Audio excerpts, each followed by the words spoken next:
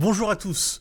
Quelques mots d'introduction juste pour vous dire que nous avons présenté il y a quelques jours nos perspectives de marché 2026 et que plutôt que de vous soumettre 1 heure et quart de vidéo, on l'a découpé en 6 parties. La première partie est consacrée à l'état des lieux des marchés en 2025 et surtout nos résultats des différentes stratégies dont nous vous parlerons et qui ont des résultats qui ont été vraiment exceptionnels. Nous avons fait, il faut le dire, une année qui nous a rempli de satisfaction. La deuxième partie est consacrée à la macroéconomie, à notre cadre de pensée, les chiffres qui nous paraissent importants, en particulier le marché de l'emploi, et expliquer pourquoi aujourd'hui on a une économie et un marché qui fonctionnent un peu à deux vitesses. La troisième partie que vous regardez actuellement est consacrée à l'analyse des marchés actions.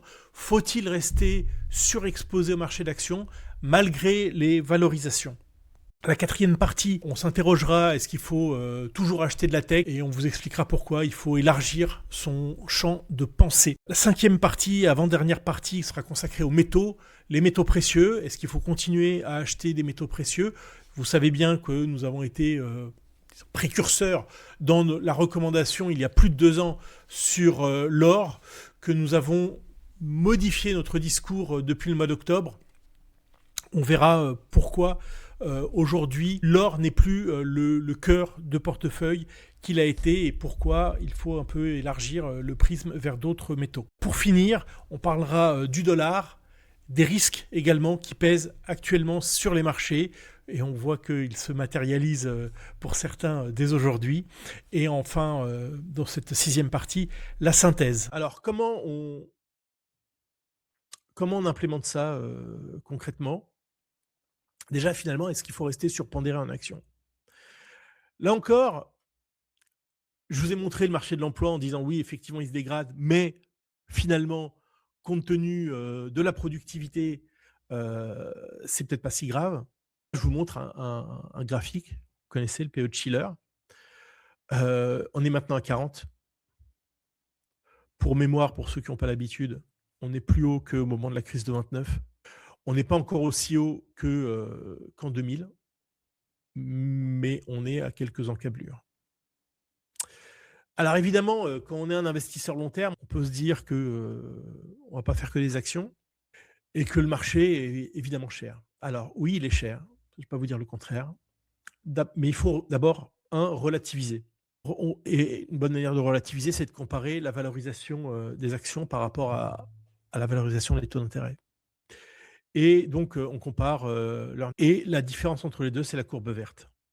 Et donc, j'ai mis cette zone d'alerte ici, parce que c'est la zone, finalement, on voit avant le crack de 87, on était en dessous de cette zone-là. On voit qu'en 1999, on a touché cette zone-là. Donc, on n'y est pas encore. Alors, là encore, on ne peut pas dire que les actions sont bon marché par rapport aux obligations, ne serait-ce que parce que la différence est négative. Mais on n'est pas dans une valorisation extrême. Et puis, vous le savez, mais c'est bien de le voir avec des chiffres, qu'on a eu au cours des dernières années un marché à 2 vitesses.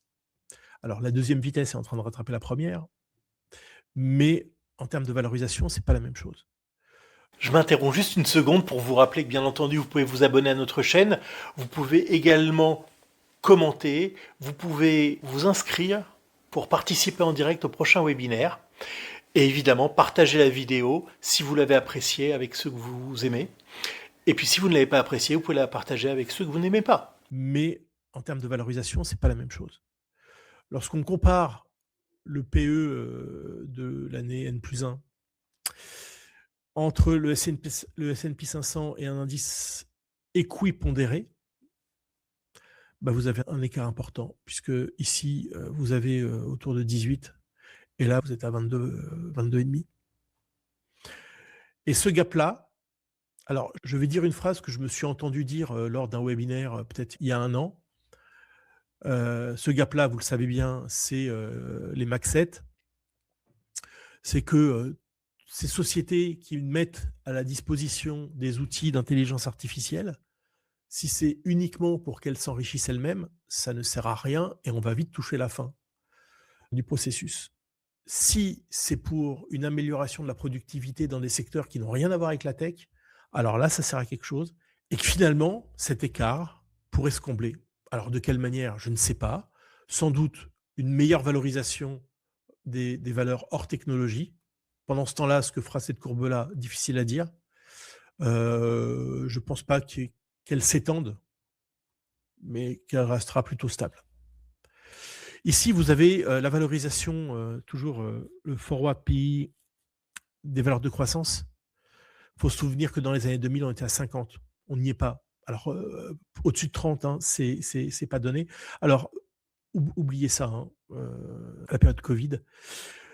Mais globalement, oui, c'est cher. Mais on n'est pas dans les excès de l'année 2000. Il y a des résultats derrière les valeurs technologiques. Je pense que l'analyse du marché lui-même nous donnera les clés d'un risque de marché baissier. Et c'est pour ça que depuis plusieurs années, j'ai développé un tas d'indicateurs. Le dernier dont je vous ai parlé, c'est la dimension fractale. Je vous montrerai tout à l'heure ce que ça donne comme message. Mais j'ai beau regarder l'ensemble des indicateurs, aujourd'hui, je ne vois pas de risque se concrétiser. Donc, par exemple, sur les spreads high yield, qui ont, on dit le marché obligataire a toujours un petit temps d'avance sur le marché action. Alors pour le coup, on est très cher, oui, mais on est très calme. Ça, hein, c'est très stable tout ça. Hein. Et on voit que même la petite moyenne mobile hein, que j'ai dessinée au-dessus, elle est baissière et on est sous cette moyenne mobile. Donc il n'y a pas d'alerte à trouver en tout cas du côté du marché obligataire, du crédit. Un autre indicateur dont je vous parle, c'est, alors on voit rien ici, mais il est marqué là, c'est le COPOC. Le COPOC, on aime bien quand il est haussier et positif et haussier. Donc par exemple, à partir de là, quand il devient positif, c'est un premier signal d'achat. Quand il devient haussier, c'est un premier signal d'achat. Quand il devient positif, c'est un second signal d'achat. Et là, il reprend une tendance haussière. C'est intéressant, puis ça appuie le message que je voudrais vous faire passer, c'est cette rotation sectorielle, cet élargissement de la hausse. On a le pourcentage en vert, le pourcentage de titres supérieur à leur moyenne mobile 200 jours.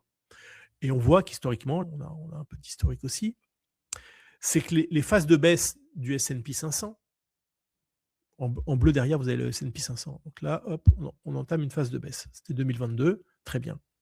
Sont précédées par un pic sur le nombre de valeurs au-dessus de leur moyenne mobile.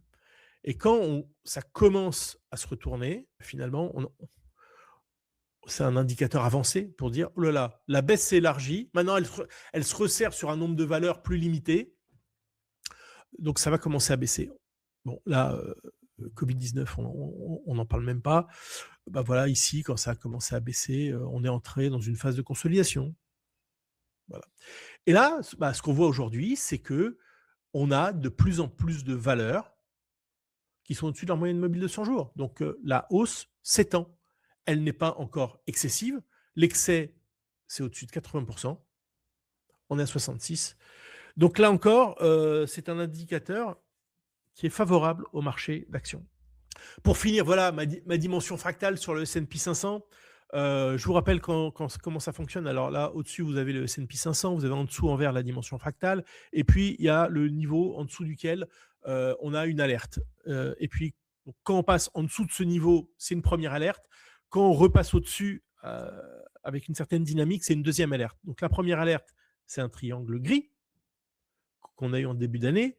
La deuxième alerte, c'est un triangle rouge qu'on n'a pas eu aujourd'hui, mais qu'on avait eu à cette époque-là.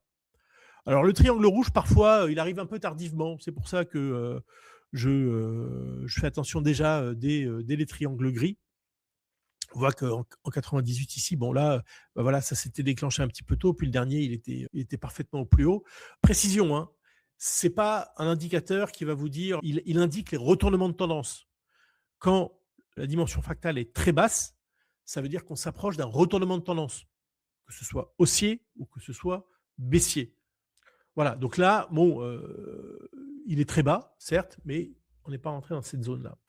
Donc, globalement, ma conclusion sur les marchés, c'est que il est trop tôt, bien trop tôt, pour ne plus participer à la fête, et que mieux vaut rester positionné, diversifié, mais positionné. Alors, diversifié, mot à employer avec prudence, parce que on est en train de gonfler des excès un peu partout.